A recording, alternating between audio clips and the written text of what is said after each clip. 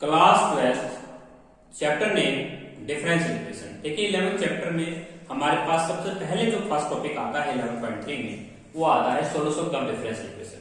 देखिए solution of the differential equation एक ऐसा रिलेशन, एक ऐसा function which have two variable x and y। For example involving the variable x and y, a functional relation y equal to fx को हम किसी भी differential equation का हम सॉल्यूशन तब करेंगे जब y इक्वल टू fx हमारी डिफरेंशियल इक्वेशन को सेटिस्फाई करेगा। इस टाइप टॉपिक पे हम बहुत सारे क्वेश्चन सोल्व करेंगे एक्सरसाइज में। कोई फंक्शन होगा वो किसी डिफरेंशियल इक्वेशन को सेटिस्फाई कर देगा, तो y equal to fx function को हम उस डिफरेंशियल इक्वेशन का सॉल्यूशन कहाँ करेंगे। उसके बाद आता है जनरल सॉल्यूशन। जनरल सॉल्यूशन क्या होता है? The solution of the differential equation as many arbitrary constant that is called that is as is the order of the differential equation. तो जितने आर्बिट्ररी कांस्टेंट होंगे उतने ही डेरिवेटिव हम करके, और हमारे पास मान लीजिए किसी भी डिफरेंशियल इक्वेशन में हमारे पास हम दो डेरिवेटिव करके लेके आते हैं, तो मींस आर्बिट्ररी कांस्टेंट की संख्या से उस डिफरेंशियल इक्वेशन का ऑर्डर हम तैयार करते हैं। तो यहाँ पे जनरल सॉल्यूशन में हम लिखते हैं as many arbitrary constant that is called to be general solution. अब आते हैं particular solution. The solution particular solution होता है arbitrary constant free from arbitrary constant, free from arbitrary constant, free from arbitrary constant से हम free करते हैं इसको आर्बिट्ररी कांस्टेंट। तो हम फ्री फ्रॉम आर्बिट्ररी कांस्टेंट में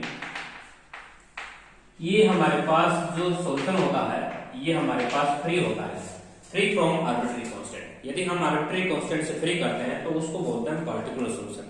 फिर भी हम पार्टिकुलर सॉल्यूशन की क्या डेफिनेशन लिखवाते हैं, देखिए the solution of the differential equation which is obtained from the general solution by giving some particular values. For example c हमें गिवन देते 0, तो हम उसको फ्री करके लेके आते हैं particular values of the arbitrary constant that is called to be particular solution.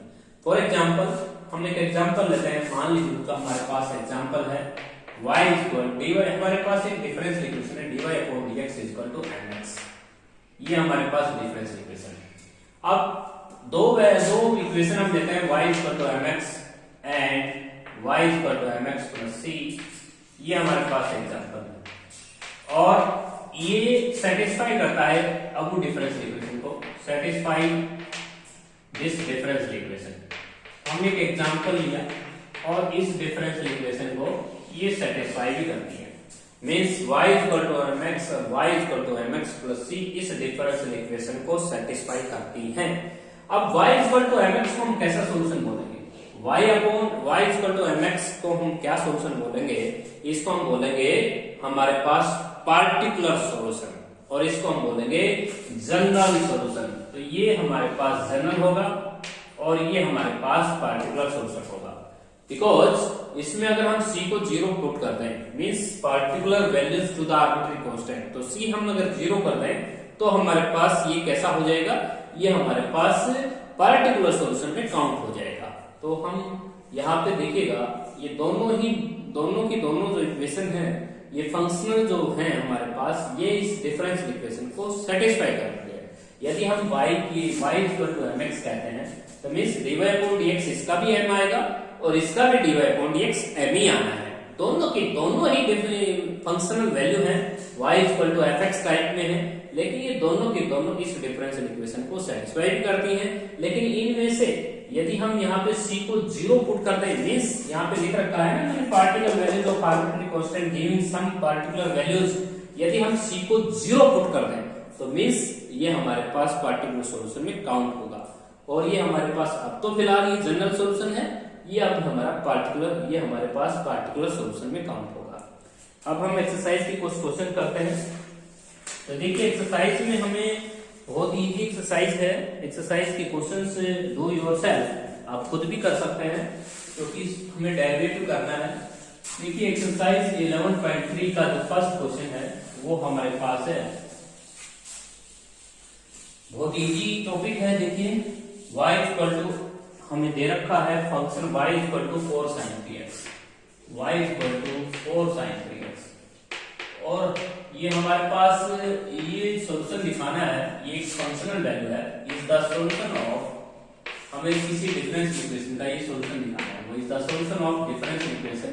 हमें एक डिफरेंशियल इक्वेशन दी हुई है और वो दी हुई है d2/dx के + 9y = 0। तो इस क्वेश्चन के अंदर देखिए इक्वल टू 9y है प्लस 9y = 0। अब हम इस क्वेश्चन में क्या करेंगे, सबसे पहले हम फर्स्ट डेरिवेटिव करेंगे, फिर सेकंड डेरिवेटिव करेंगे और यहाँ पे पुट करके देखेंगे कि सेटिस्फाई होती है नहीं होती है। तो इसमें हम dy/dx करेंगे तो ये हमारा आएगा 4 कांस्टेंट sin 3x का cos 3x और 3x का 3। नेक्स्ट डेरिवेटिव हम करेंगे d2/dx के, तो यहाँ पे हम डेरिवेटिव करते हैं तो ओके आवाज आएगी -12 और sin 3x और 3x का और होना है 3। तो मींस d2/dx के हमारा जो आता है वो आता है -36 sin 3x। अब इस क्वेश्चन के अंदर हम लेफ्ट हैंड साइड को अगर लेके चलें तो लेफ्ट हैंड साइड में हम लेके चलते हैं d2/dx के, तो इसको हम पुट करते हैं -36 sin x और फिर उसके बाद 9y भी है 9y, तो यहाँ पे y की वैल्यू हम पुट करेंगे तो ये हमारे पास y की वैल्यू है 4 टाइम्स ऑफ sin 3x। ये हमारे पास y की वैल्यू है और इसको हम 9 से मल्टीप्लाई करेंगे because 9 is also given to us. अब हमारे पास ये दोनों के दोनों कैंसिल होते हैं 4 sin 3x और प्लस का 36 sin 3x, ये दोनों कैंसिल हो जाएंगे, आंसर कितना आ जाएगा 0। इसका मीनिंग ये है कि हमारे पास y = 4 sin 3x ने इस डिफरेंशियल इक्वेशन को सेटिस्फाई किया है, तो ये y = 4 sin 3x हमारा सॉल्यूशन माना जाएगा इस डिफरेंशियल इक्वेशन का। नेक्स्ट हमारा क्वेश्चन है, नेक्स्ट क्वेश्चन है वो भी इजी है, हमें सिर्फ एक ही डेरिवेटिव करना है क्योंकि क्वेश्चन के अंदर हमें y = दिया हुआ है a cos x plus b sin x। तो क्वेश्चन नंबर जो सेकंड है वो हमारे पास है y = a cos x plus b sin x और ये हमारे पास डिफरेंशियल इक्वेशन का, तो cos x dy/dx हमें गिवन है, cos x dy/dx और प्लस आपको गिवन है y sin x = b, तो y sin x = b हमें आंसर लेके आना है b। तो हम सबसे पहले LHS साइड लेंगे। LHS साइड हमारे पास देखिए LHS साइड में यदि हम इसका फर्स्ट डेरिवेटिव डाल देते हैं तो cos x और dy/dx की वैल्यू हम रखते हैं मान लीजिए, तो dy/dx हमारे पास आ जाएगा माइनस का a sin x और प्लस का b cos x और प्लस का y sin x और यहाँ पे हम y की वैल्यू भी पुट कर देंगे, तो y की वैल्यू हमारे पास आ जाएगी a sin x cos x और उसके बाद प्लस का b cos x और यहाँ पे y की वैल्यू हम पुट करेंगे, y हमारे पास है a cos x plus b sin x और इसकी मल्टीप्लाई हम sin x के साथ करेंगे, तो हमारे पास sin x के साथ जब मल्टीप्लाई होगी तो माइनस का a sin x cos x plus का b cos x और प्लस का a cos x sin x और उसके बाद लास्ट हो जाएगा हमारा b sin x। यदि हम यहाँ पे देखें तो a cos x sin x से कैंसिल होता है और इन दोनों में से अगर हम b कॉमन लेते हैं तो cos x plus sin x 1 हो जाएगा, तो हमारा रिक्वायर्ड आंसर आ जाएगा b।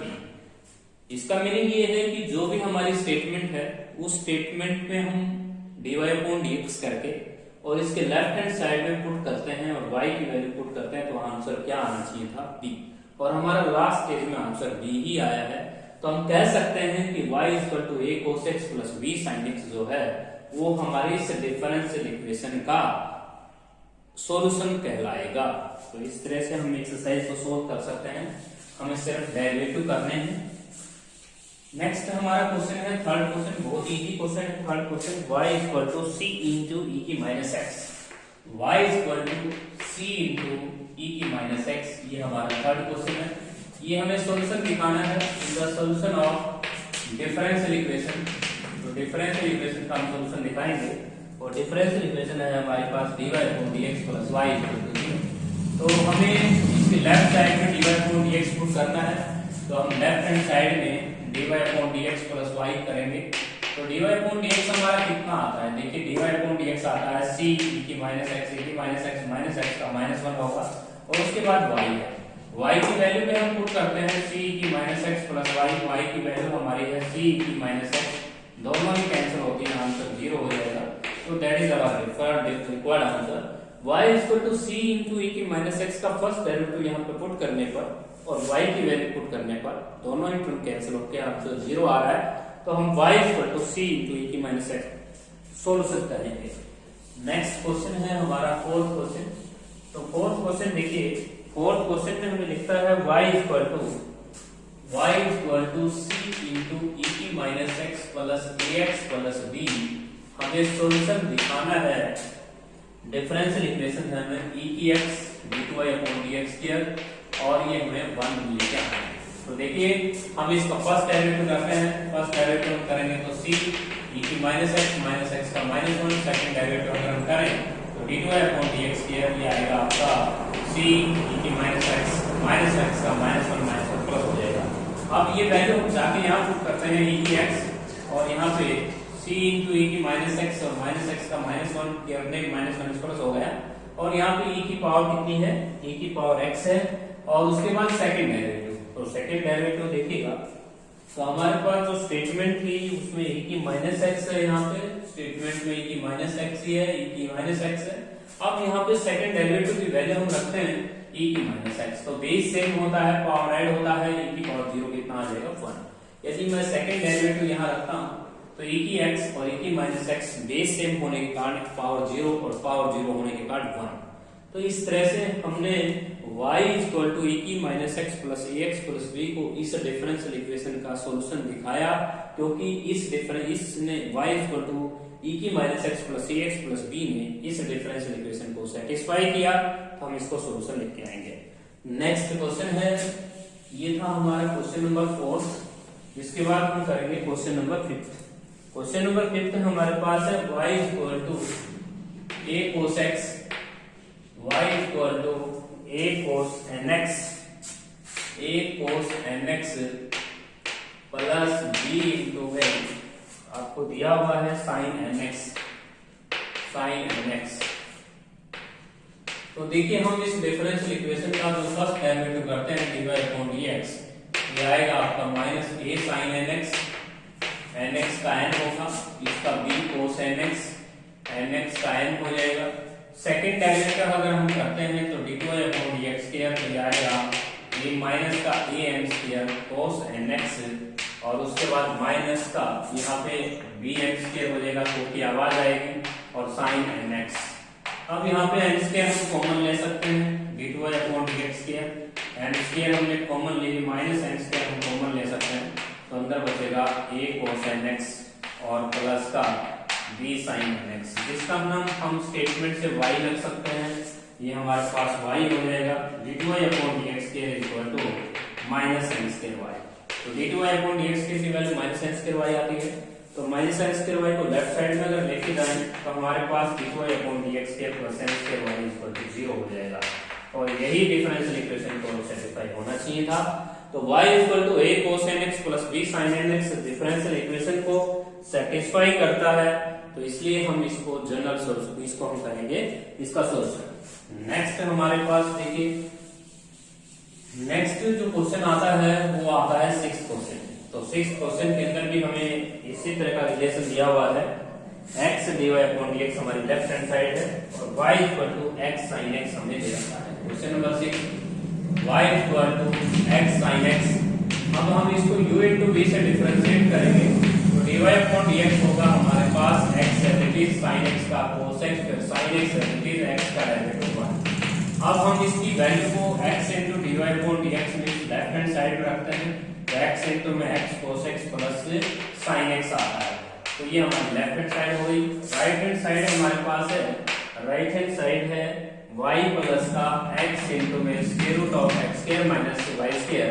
यहाँ पे हम y की वैल्यू पुट कर लेते हैं x sin x और प्लस का x into में और यहाँ पे x स्क्वायर माइनस का x square sin square x, y की वैल्यू को हमने पुट कर दिया और ये हो गया x sin x। यहाँ पे हम x स्क्वायर कॉमन ले सकते हैं, x स्क्वायर जैसे हम कॉमन लेंगे 1 माइनस sin स्क्वायर x जो कि cos स्क्वायर x हो जाएगा, x sin x प्लस का x into में x और ये हो जाएगा आपका cos x। तो हमारे पास x sin x प्लस का ये आया x square cos square x।